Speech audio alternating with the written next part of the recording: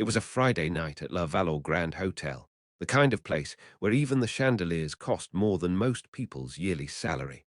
A line of sports cars gleamed under the soft golden lights, Lamborghini, McLaren, Porsche, each one screaming privilege. Among them stood Neil Harrington, 24 years old, billionaire heir, influencer, trust fund icon, and a man who never heard the word no. His friends recorded him from every angle as he strutted toward the center of the courtyard, live stream running, thousands watching. Neil laughing. All right, guys, tonight's challenge is simple. I'm gonna give away my brand new BMW i8 if someone can impress me.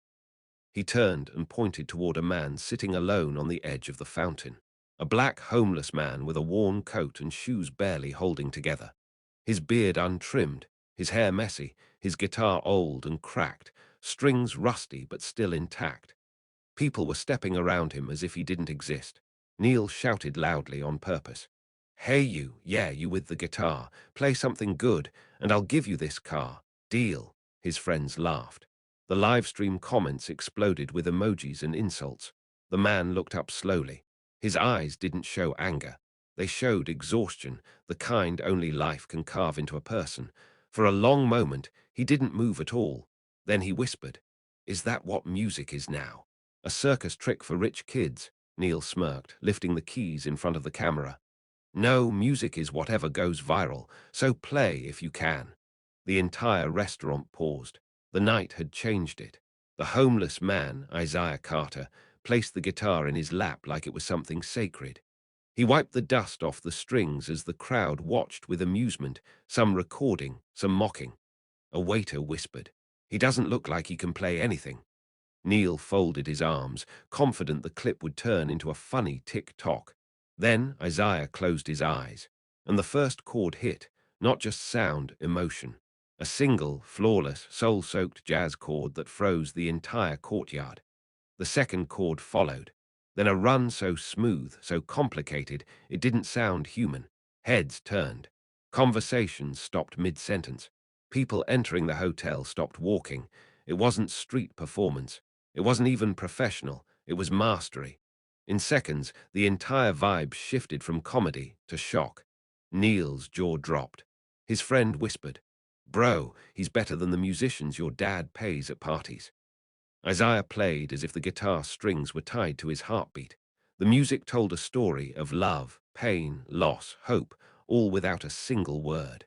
5 minutes passed. No one moved. When he finally played the last note, the audience didn't clap right away because they were too stunned to remember how. Before anyone could speak, an old bookstore owner rushed out of the shop across the street. Tears were already in his eyes. "Isaiah," he said in disbelief. Isaiah Carter from the Bluebird Jazz Festival, the man who used to play to crowds of 10,000, gasps broke out. A young man pulled out his phone and searched the name. Within seconds, old posters, festival videos, interviews, album covers, everything appeared.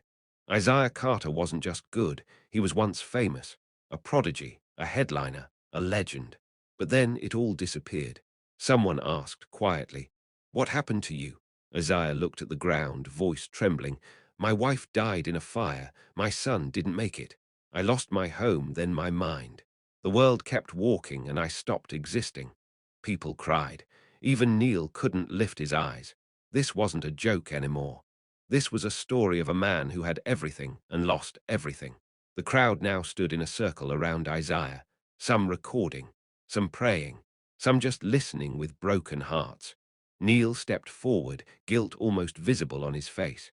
He held the BMW keys out again, but his voice wasn't loud or proud anymore. "Take it, please, I'm sorry." Isaiah looked at the keys as if they were meaningless objects. Then he put his hand gently over Neil's and pushed them back. "I don't need a car. I need a second chance at life. I need a place where music matters again." The live stream exploded online. Millions watched the clip.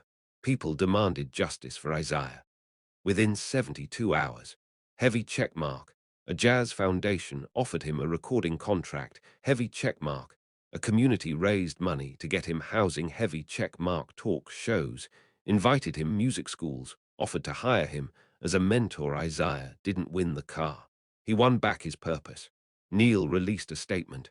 I went there to embarrass a man. Instead, I found the greatest musician I've ever seen. The joke was never on him.